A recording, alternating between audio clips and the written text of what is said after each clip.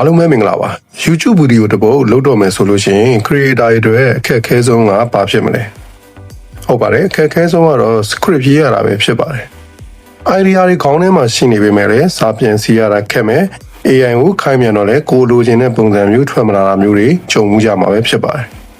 အဲ့တော့ဒီနေ့ဗီဒီယိုမှာတော့ AI ဖြစ်တဲ့ဒီ ChatGPT တို့ Gemini တို့ကိုသုံးပြီးတော့10မိနစ်အတွင်းမှာ professional ဆန်တဲ့ဗီဒီယိုတစ်ပုဒ်အတွက် script ထွက်လာအောင်လို့ခိုင်းမယ် RCTF ဆိုတဲ့ formula လေးကိုမျှဝေပေးတော့မှာမဟုတ်လို့ဗီဒီယိုလေးကိုစုံထိအောင်ကြည့်ပေးဖို့အတွက်ဖိတ်ခေါ်လိုက်ပါတယ်။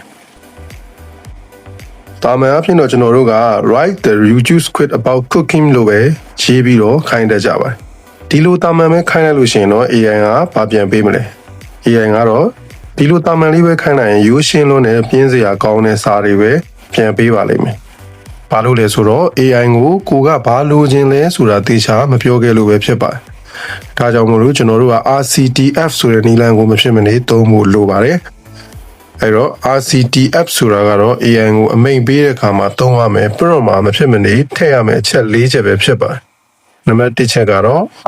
role ပဲဖြစ်ပါတယ် role ဆိုတာကတော့ AI ကိုကဇက်ကောင် character တစ်ယောက်အနေနဲ့သူ့ကိုနေရာပေးပြီးသတ်မှတ်လိုက်တာပါအဲတော့ AI ကိုအရင်ဆုံးနေရာတစ်ခုပေးလိုက်တာပါပဲဥပမာ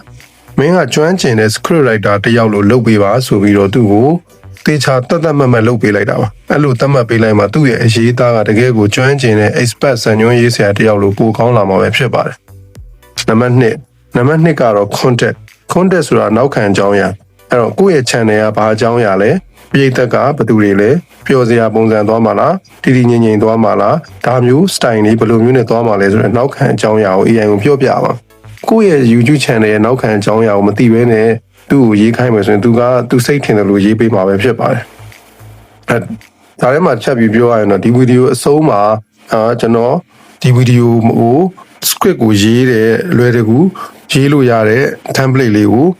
description ရဲ့ထဲမှာသွားပြီးတော့ယူလိုက်ပါယူလိုက်ပြီးရင်ဒီထဲမှာကိုကမြန်မာလိုရောအင်္ဂလိပ်လိုရောကိုယ့်ရဲ့အကြောင်းအရာတွေကိုထည့်လိုက်လို့ရှိရင်တော့ကောင်းမွန်တဲ့ RCTF formula script ကိုရမှာဖြစ်ပါတယ်။နံပါတ်3လုပ်ရမယ့်လုပ်ကတော့တိတိကျကျခိုင်းရပါမယ် test သူ့ရဲ့တာဝန်ပေးရပါမယ် script ရေးပေးပါဥပမာဆိုရင် script က9မိနစ်စာလား3မိနစ်စာလား10မိနစ်စာ short အတွက်လားအဲ့ script ထဲမှာဘာတွေပါရမလဲ hook နော်စချင်းလူတွေကိုဆွဲဆောင်မှုတဲ့ hook ကိုစက္ကန့်30စာအနည်းဆုံးပါရမယ်ပြီးရင် intro ပါရမယ် call to action လို့ခေါ်တဲ့ဗီဒီယိုပြီးဆုံးတဲ့အချိန်မှာ subscribe လုပ်ပေးဖို့ comment ပေးဖို့ share ပေးဖို့ဆိုတဲ့ call to action ပါရမယ်ဆိုတာကိုလိုချင်တဲ့ပုံစံတိုင်းကိုယ့်ရဲ့ style တိုင်းအတိအကျခိုင်းရပါမယ်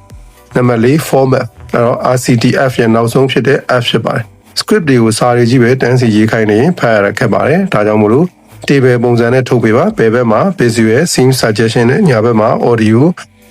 စကားသားတွေကိုထားပေးပါလို့ခိုင်းလိုက်ရင်အရင်ကိုလွယ်ကူသွားမှာပဲဖြစ်ပါတယ်အဲ့တော့တက်တွေအဆန်ကြည့်ကြအောင်ကျွန်တော်မှာ RCTF ပုံစံနဲ့ရေးထားတဲ့ template ရှိပါတယ်ဒါကို description နဲ့ဝင်ပြီးတော့တရားလေးကိုယူလိုက်ပါယူလိုက်ပြီးသွားလို့ရှိရင်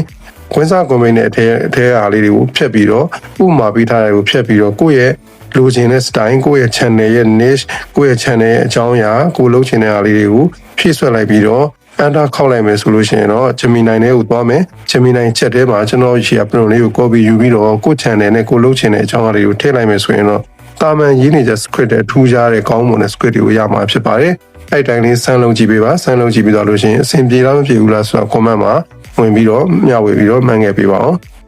အဲ့တော့ခုနကပြောခဲ့တဲ့ RCTF formula နဲ့ရေးထားတဲ့ prompt လေးကိုမိတ်ဆွေတို့အနေနဲ့ description မှာဝင်ပြီးတော့ copy ယူလိုက်ပါအဲ့တော့အဲ့လို copy ယူလာပြီးရင်ကိုယ့်ရဲ့ Google Gemini ထဲမှာဝင်ပြီးတော့ဆက်ပြီးလုပ်တဲ့နည်းတွေကိုပြောပြပေးတော့အဲ့တော့ Gemini နဲ့ဝင်လိုက်မယ် Gemini နဲ့ဒီ chat ထဲကိုဝင်လိုက်မယ်နော်အဲ့လိုဝင်တဲ့နေရာမှာတန်းပြီးတော့အဲ့လိုမလုပ်ဘဲနဲ့ဒီမြားလေးကိုထောက်ပြီးတော့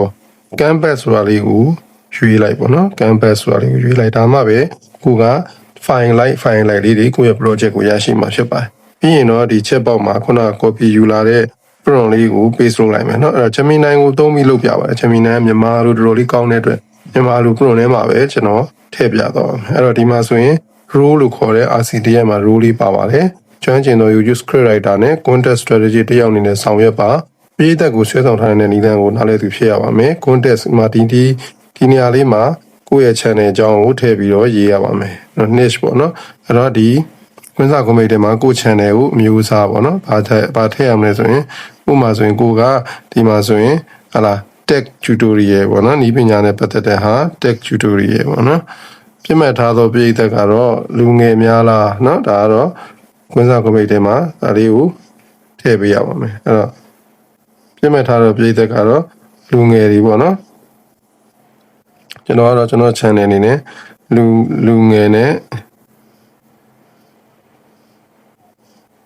ဟုတ်လားလူလက်ပိုင်းနေပေါ့နော်အဲ့လိုရေးလိုက်ပေါ့နော်ပြောဆိုမိပုံစံကတော့ဘုဒ္ဓပေးတဲ့ပုံစံပေါ့နော်ဒီမှာဥပမာပေးထားတဲ့ဟာပဲထည့်ပြီးတော့ရေးလိုက်မယ်ဘုဒ္ဓပေါ့နော်ဒီမှာလည်းကိုကြိုက်တဲ့တုံးမျိုးရေးလို့ရပါတယ်ကိုကဟာလားတရေဆန်ညွန်းနေရေးချင်တာလားပေါ့နော်ဟောတာလားပေါ့နော်အဲ့ဒါပြီးတော့ဗီဒီယိုကောင်းစဉ်အဲ့တော့ဗီဒီယိုကောင်းစဉ်ကတော့ဒီမှာပါလဲဆိုလို့ရှိရင်ဒီမှာဆိုလို့ရှိရင် Notebook Airline ရဲ့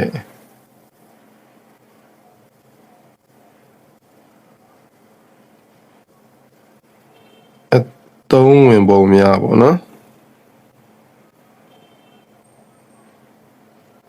2026ပေါ့နော်2026နဲ့မှာ Notebook Airline ရဲ့သုံးဝင်ပုံများဆိုတဲ့ခေါင်းစဉ်ဖြစ်ပါတယ်ကြာချိန်ကတော့ကျွန်တော်ကဒီမှာဆိုရင်ဘယ်နှမိနစ်စာလဲဆိုတော့3မိနစ်စာပဲလောက်ခိုင်းလိုက်ပေါ့နော်5မိနစ်စာ3မိနစ်စာပဲလောက်လိုက်3မိနစ်နော်script မှာဒီလိုတွေပါမယ်ဒါတွေပြင်စရာမလိုဘူးပေါ့နော်အဲ့တော့ဒီတိုင်းလေးပဲဒီမှာအန်တာခောက်လိုက်မှာပေါ့နော်ကွန်ပျူတာမှာလုပ်လို့ရတယ်ဖုန်းမှာလုပ်လို့ရတယ်ခဏလေးစောင့်လိုက်ရင်စက္ကန့်ပိုင်းတွင်မှာပဲကောင်းမွန်တဲ့ YouTube ပေါ့နော် YouTube တို့ Facebook တို့မှာသုံးမယ် video script ကိုရမှာဖြစ်ပြီးတော့ချိန်တိုတွင်းမှာ content တွေများများဖန်တီးနိုင်ပြီးတော့ပတ်စံတွေများများရမှာဖြစ်ပါတယ်အဲ့တော့ကျွန်တော်ရဲ့ channel ထဲမှာဆိုရင်ဤပညာတွေအရင်ကတည်းကတင်ထားတဲ့ဗီဒီယိုတွေလည်းအများကြီးရှိပါတယ်ခုနောက်ပိုင်းလည်းထပ်ပြီးတော့ဒီ AI ဤပညာတွေက update ဖြစ်လာတဲ့အတွက်ကြောင့်မို့လို့ AI ဤပညာ update တွေနဲ့လျော်ညီတဲ့နော်ဗီဒီယိုလုပ်တဲ့နည်းတွေ AI သုံးပြုနေဤပညာအသစ်ဆန်းတွေကိုပုံမှန်တင်ပေးနေပါတယ်ပြီးခဲ့တဲ့ဗီဒီယိုမှာဆိုရင်လည်းကျွန်တော်တို့ YouTubeဒီ Facebook တွေမှာဗီဒီယိုနဲ့ပတ်စံရှာမဲ့လူတွေ monetization လုပ်တဲ့ချိန်မှာအဆင်ပြေမဲ့เนาะအတန်ကောင်းထွက်မဲ့မြန်မာလူအတန်ကောင်းမဲ့ AI ကိုဘယ်လိုသုံးမလဲဆိုတဲ့နည်းကို access မဲ့ကုန်းနဲ့လုပ်တဲ့နည်းလေးကိုပြထားပါတယ်နောက်ထပ်ဗီဒီယိုတွေမှာလည်းဆက်ပြီးတော့ဒီလိုမျိုးအကျိုးရှိတဲ့ဗီဒီယိုတွေကိုဆက်ပြီးတော့ပုံမှန်မျှဝေပေးနေမှာမို့လို့ channel လေးကို subscribe လုပ်ထားပြီးတော့